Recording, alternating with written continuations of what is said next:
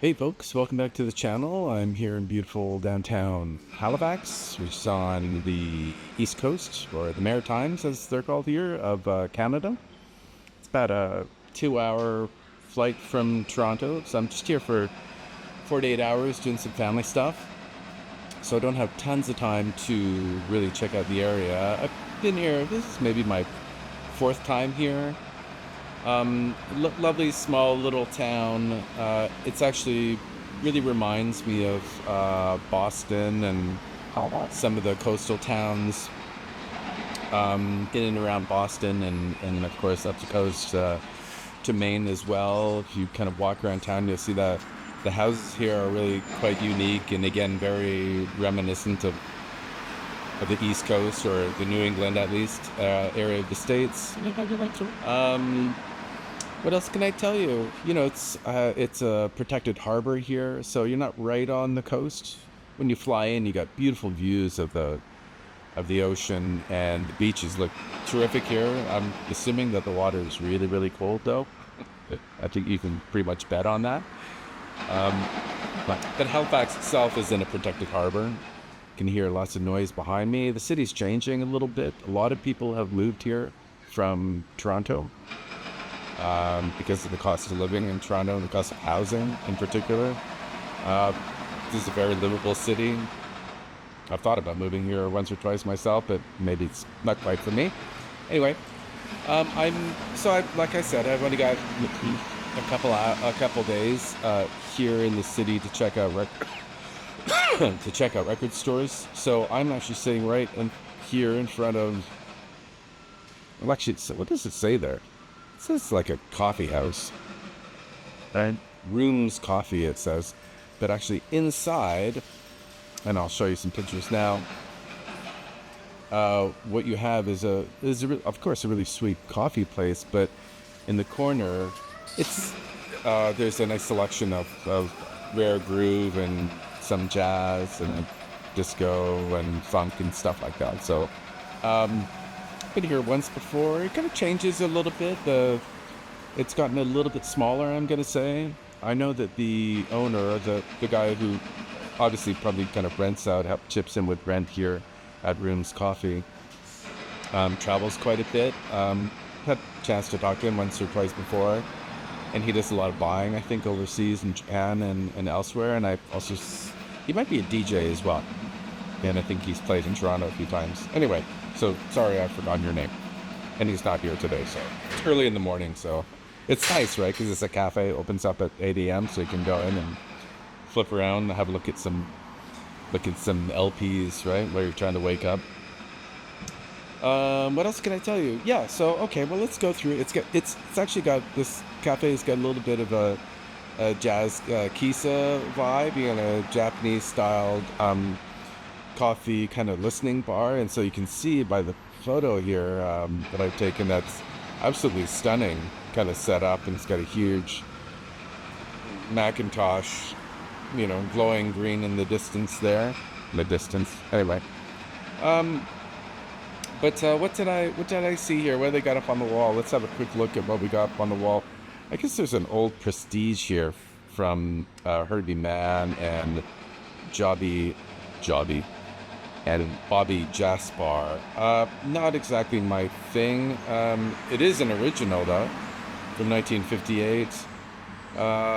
It's in very, very good shape for 1958 LP. I was really surprised at how nice it was, and they have it rated as near mint. And I think it's one of those cases where they say it's VG+++ or something. Anyway, it's in really great shape. They're asking $90 for it. Actually, it's 57, not a 58. Again, Prestige. It's got RVG and the Renault, of course. I don't know. Maybe I'll listen to it. I looked online, you know, kind of scrappy copies. Of course, there are a lot of scrappy copies from the late 50s are going for like $20. But there's not a lot of, not a lot of copies that are in good shape. I'm going to have a listen to it, and I'll maybe decide after. But flute, Herbie Mann, flute is not necessarily my thing. I was more into kind of the early 70s flute jazz stuff. It's a bit more funky, and less what's the word? Trying not to say cheesy. Anyway, I might go back in and have a look at that again. I have a coffee here and I'm sitting outside. What else do we got here? There's a Grant Green carrying on. That's a. Is that in 1970? Let's have a look. What do we got here? I've been looking for this one for a while. It is a 1970 Blue Note. They're asking $75. The problem is that it's not in super great shape. They said it was VG. Some surface noise and marks. That's a no. For $75, I'm not in there. Although it has been sitting on my want list, my wish list for quite a while. There's an Azimuth LP. Well, actually, they had a couple Azimuth, but the trans or telecommunication, which is from, I'm gonna say it's 1982, and it said VG plus, but there was a little bit of a mark on the first track on the second side, and anyway, that's also a wonderful Brazilian jazz. If you haven't checked them out before, please do. I don't know how many albums they have. They're quite productive. I know, was it the drummer, I'm going to say, or the keyboardist just died last year. They're still touring. In fact, I think, they're part of the Jazz is Dead kind of crew, if you will.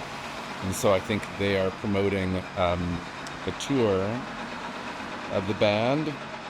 God, they got to be in their 70s by now, I'm going to say. What else we got here?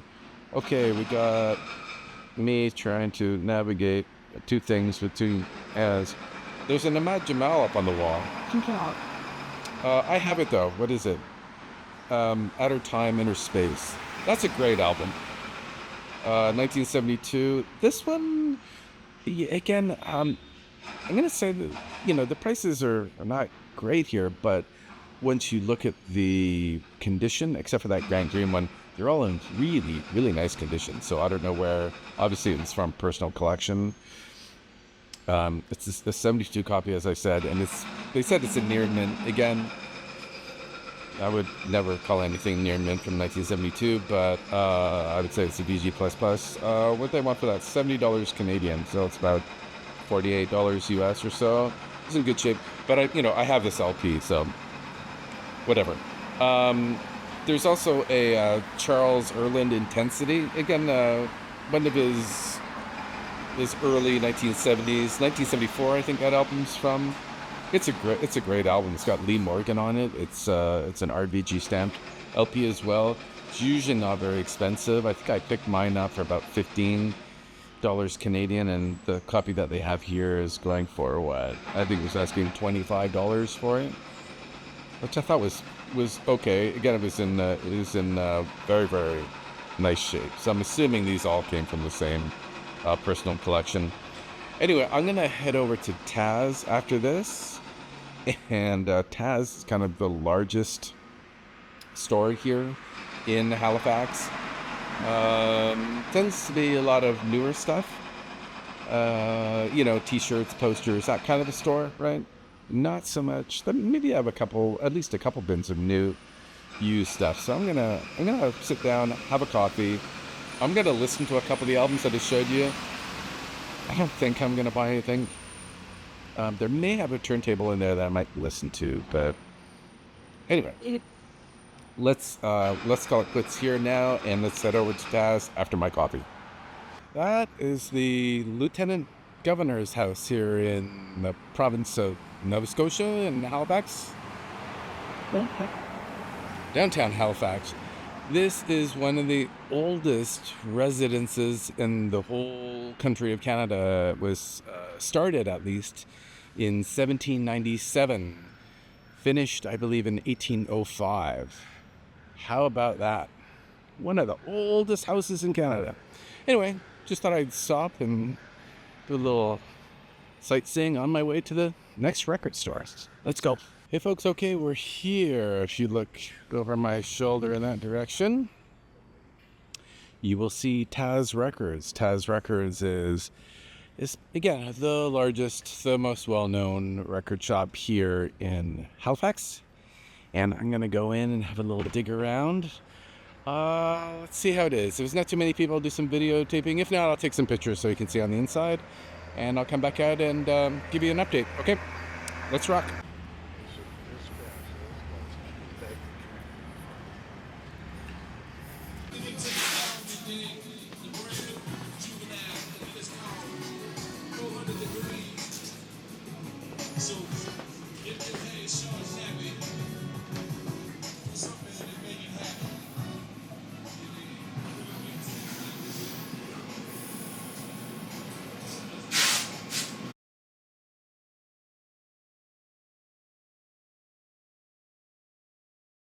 Is it rolling? Yes. Hey everyone, I've got my helper here. Where are we? We're in a park. We're in a lovely park. We're in the public gardens Some public gardens in Halifax. in Halifax, Nova beautiful, isn't Scotia.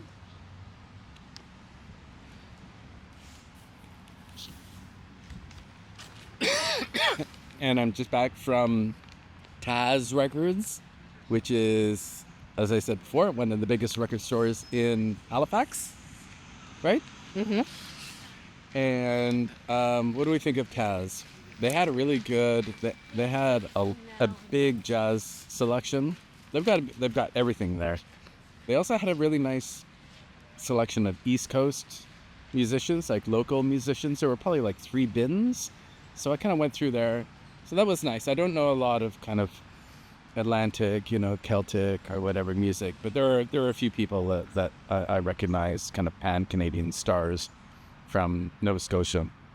So that's always nice, right? Seeing kind of local artists being profiled in record stores.